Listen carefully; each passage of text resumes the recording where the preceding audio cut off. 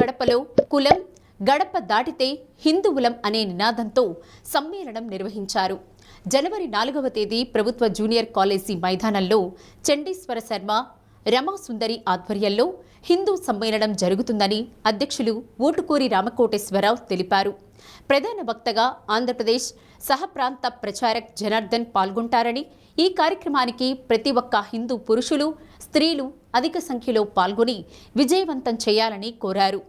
అధ్యక్షులు ఐతా శివనాగరాజు, కార్యదర్శి సందిరెడ్డి శ్రీనివాసరావు, ఉపాధ్యక్షులు గరికపాటి వెంకట సుబ్బారావు, గడ్డం శ్రీనివాసరావు, లహరి సాంబశివరావు, కొల్లా భువనేశ్వరి, గ్రంథి నాగరాజకుమారి, కొత్తమాసు నాగలక్ష్మి, రమణ తదితరులు పాల్గొన్నారు. నా పేరు రమాసుందరి అండి. నేను వాలంటీర్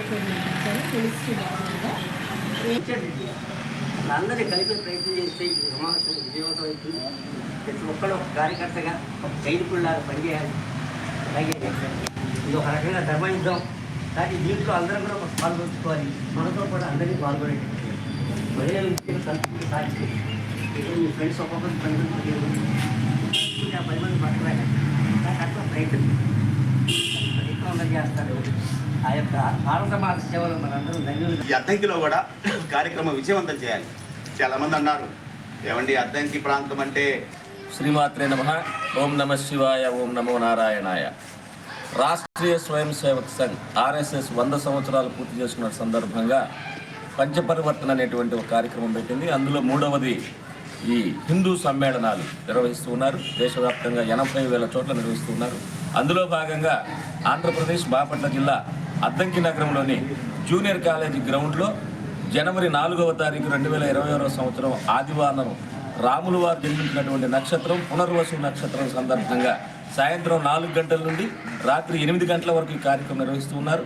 హిందూ బంధువులందరూ కూడా ఈ కార్యక్రమానికి విచ్చేసి స్వామీజీ చండీ శర్మజీ గారు వచ్చేస్తున్నారు. వారు ఇచ్చేటువంటి ఒక మంచి ప్రసంగాన్ని విని మన హిందువులందరూ ఏకతాటిగా నడవడానికి అవసరమైనటువంటి రాష్ట్రీయ స్వయం సేవక సంఘం 100 సంవత్సరాలు పూర్తి చేసుకున్న సందర్భంగా మన అద్దంకిలో మనం కూడా హిందూ సమ్మేళనం ఏర్పాటు చేసుకున్నాము.